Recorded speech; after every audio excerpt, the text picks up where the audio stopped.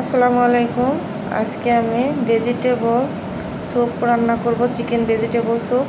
এর জন্য এখানে কিছু গাজর কুচি করে নিয়েছি, পেঁয়াজ পাতা কুচি করে নিয়েছি, ধনে পাতা কুচি করে নিয়েছি, একটু আদা কুচি করে নিয়েছি এবং কি এখন চিকেনটা ভেজে নেব। এই তো এখানে ভুট্টা আমি সিদ্ধ করে নিয়েছি, এই তো সিদ্ধ করে নিয়েছি এবং কি যে ভুট্টাটা সিদ্ধ করেছি, পানিটাও রেখে দিয়েছি, এই পানিটা দিব স্যুপের মধ্যে। এখানে 4 টুকরো চিকেন নিয়েছি, এখন ভালো করে ভেজে নিব। এটা এখানে তেলটা দিয়ে দিয়েছি, এখন দিয়ে দিলাম,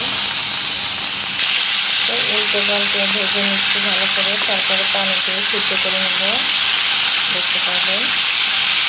এখানে আমি চিকেনগুলো দিয়ে দিচ্ছি, কয়টা তেজপাতা দিয়ে দিচ্ছি, এখানে আমি কালো গোলমরিচ দিয়ে দিলাম, এর সাথে ভালো করে তো এখানে আমি ভালো করে ভেজে নিয়েছি। এখন পানি দিয়ে দিব, পানি দিয়ে সিদ্ধ করার জন্য ভালো করে ভেজে সিদ্ধ করলে ওটা স্যুপটা অনেক টেস্টি হয়, ওর জন্য ভেজে নিলাম।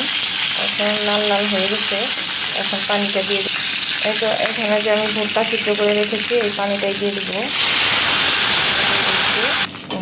পানিটা দিয়ে দিয়েছি, এখন ভালো করে সিদ্ধ করে নিচ্ছি।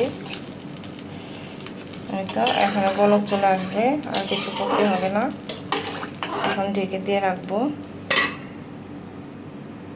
এই তো এখানে বলক চলে আসছে, স্যুপের চিকেনটা আমি সিদ্ধতে দিয়ে দিয়েছি, বলক চলে আসছে, ভালো করে আমি সিদ্ধ করে নেব। আমার চিকেনটা সিদ্ধ হয়ে গেছে, এখন আমি নামিয়ে ফেলবো, চিকেনটা ছাড়িয়ে নেব হাঁড়ির থেকে।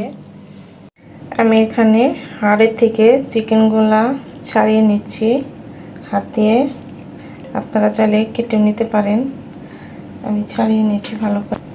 এই তো আমি ভালো করে ছাড়িয়ে নিয়েছি চিকেনগুলা, আমরা 2 জন মানুষ খাবো, এর জন্য একটু করেই নিয়েছি। আমি এখানে পানিটা ছেঁকে নিয়েছি, এই তো এই পানি দিয়ে তৈরি হবে চিকেন সিদ্ধ পানি।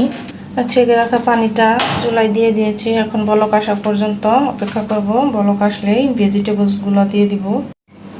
এই তো বলক চলে আসতেছে, এখন আমি গাজরগুলো দিয়ে দিচ্ছি।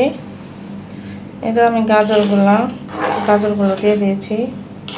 আর এই পর্যায়ে হাফ চামচ লবণ দিয়ে দেবো, আগেও চিকেনে লবণ দেওয়া ছিল, এর জন্য পরে আবার টেস্ট করে তারপর লবণ যদি কম হয় তখন দিয়ে দিব। এখন আমি এই কর্নগুলো দিয়ে দিচ্ছি। একটু ভেজিটেবলসগুলো বলক চলে আসছে, এখন আমি আর গোলমরিচের গুঁড়া দিয়ে দিব, দেখি সিদ্ধ হয়েছে কিনা গাজরটা। এই তো এখানে আমি কালো গোলমরিচের গুঁড়া দিয়ে দিচ্ছি 1 চামচ। এখানে আমি চিকেনগুলো দিয়ে দিচ্ছি সবগুলো, আর লবণটা আরেকটু লাগবে। এই পর 4 চামচ কর্নফ্লাওয়ার গুলে নিয়েছি, এখন দিয়ে দিব, দিয়ে দিয়েছি, এখন ভালো করে নেড়ে দিব, তাহলে গলা পেকে যাবে।